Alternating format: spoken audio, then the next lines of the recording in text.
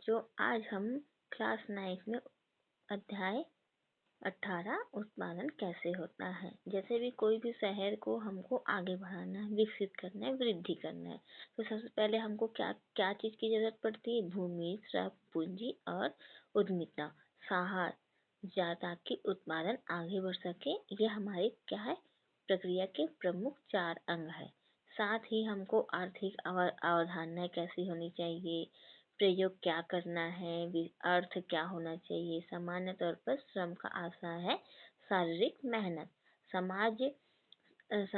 शारीरिक मेहनत समझा जाना, मतलब जैसे जहाँ श्रम का आशय है उत्पादन की प्रक्रिया में किसी भी तरह से मानवीय योगदान से या शारीरिक भी हो सकता है और मानसिक भी।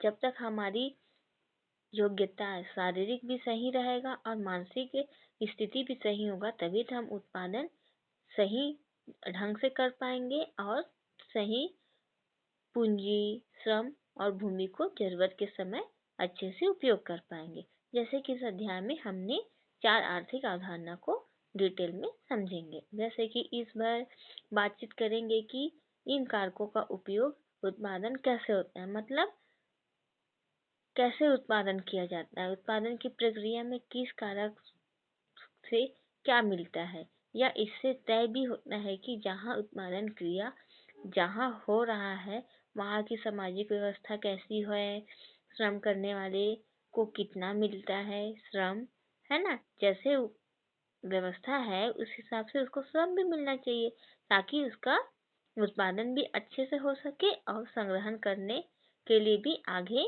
बढ़ाया जा सके, वस्तुएं, है ना, की ओर ले जा सकता है। जैसे कि हम अपने छत्तीसगढ़ रायपुर की बात करते हैं, है ना।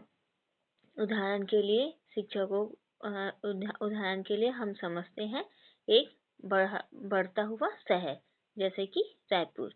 रायपुर रायपुर छत्तीसगढ़ राज्य की क्या है, राजधानी है।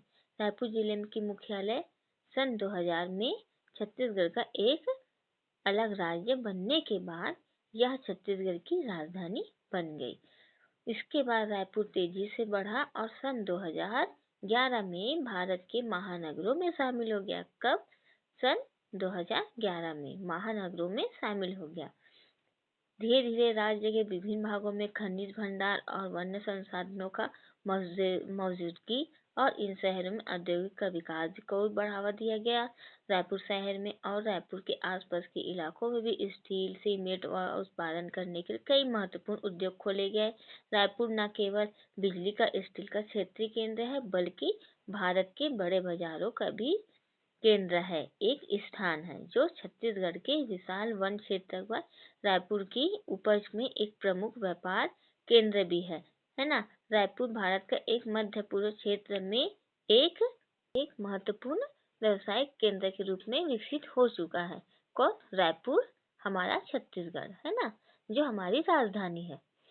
शहर के थोक व्यापार मतलब बड़े व्यापार, है ना। छत्तीसगढ़ राज्य के विभिन्न हिस्सों में जरूरतों के साथ इससे सटे पश्चिमी उड़ीसा जिलों में जरूरतों को भी पूरा करता है। मतलब शहर में मतलब रायपुर एक छत्तीसगढ़ राज्य है जिसमें विभिन्न हिस्सों के हिस्सा जुड़ा हुआ है, जो रायपुर जरूरतों के समय उसकी जो उत्पादन है उसको पूरा करता है। और राष्ट्रीय राज्य मार्गों के द्वारा भारत में प्रमुख शहरों से रायपुर पहुंचा जा सकता है।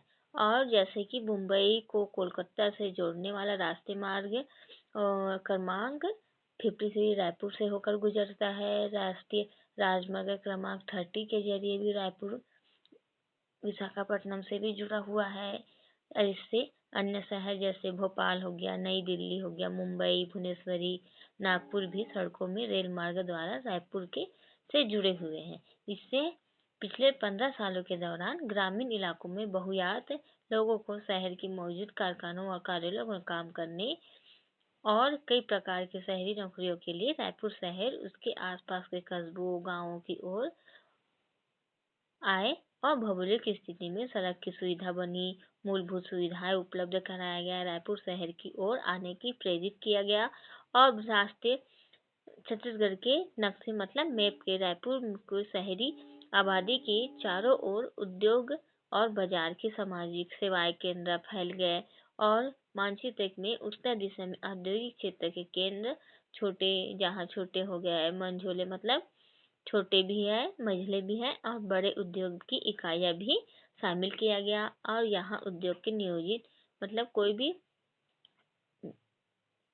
स्थापना किया गया उद्योग को। और आज रायपुर को उल्ला जैसे कि उल्ला सबसे बड़ी फैक्ट्री कहलाता है, सिलतरा हो गया, भानपुरी जैसे क्षेत्र में छोटे छोटे बड़े उद्योगों को देखा जा सकता है। रायपुर आज 2020 तक बहुत अधिक विकसित हो चुका है और एक नया रायपुर भी बनाया जा चुका है। अब रायपुर की भूमि के बारे में जान सकते हैं। रायपुर की भूमि भू के मुख्य रूप से खेती के लिए भी यूज किया जा सकता है और लोग खेतों के आसपास के गांव में रहते हैं। शहरों में ऐसी जगह के रूप में पहचाना भी जाता है जहां खेती बाड़ी से हटकर एक अन्य गतिविधियां भी है। यहाँ प्रमुख बाजार स्थान व्यवसाय भी होते हैं। अनेक प्रकार की सेवाएं सरकार के प्रशासनिक कार्यालय के लिए स्थान उपलब्ध कराते हैं और भूमि के इस्तेमाल इमारतों कारखानों व दुकानों के बाजार स्कूल हॉस्पिटल कार्यालय आदि भी स्थापना किया जाता है।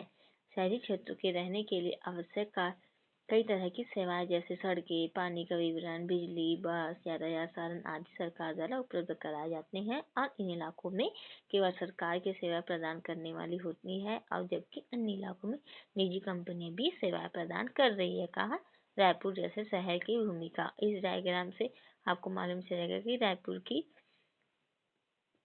भूमि का उपयोग जैसे घर, अपार्टमेंट, क्वार्टर, रिहायशी उपयोग के लिए 55% दिया गया है और रायपुर व्यापारिक दुकान, शॉपिंग कॉम्प्लेक्स में 11%, ऑफिस कार्य के लिए 12%, यातायात सड़कें, बस स्टैंड, डिपो के लिए 14%, मनोरंजन 3% और अन्य उद्देश्य 5% दिया गया है।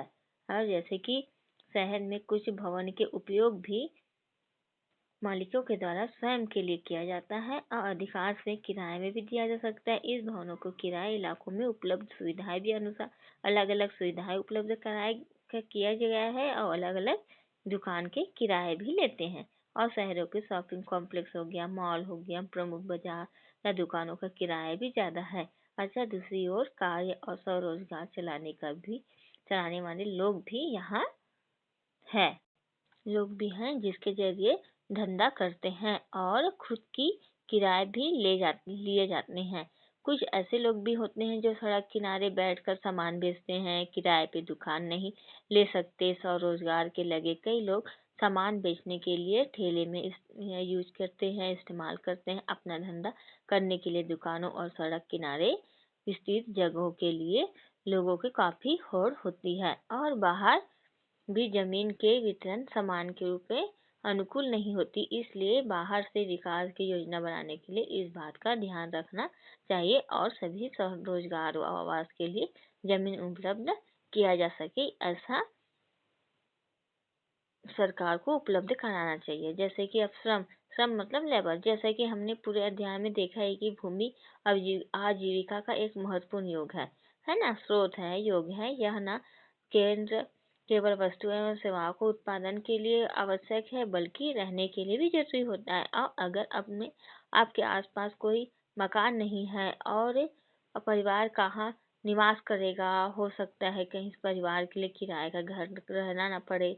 शहरों के रहने के लिए कई परिवार के लिए आम बात हो जाती है, मगर किराए के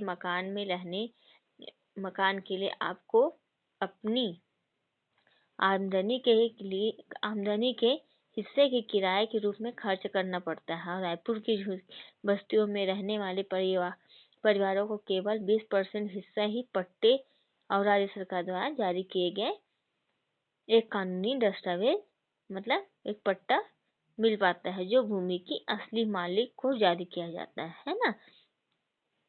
जाता है और मिली जमीन पर खुद के घर रहते हैं।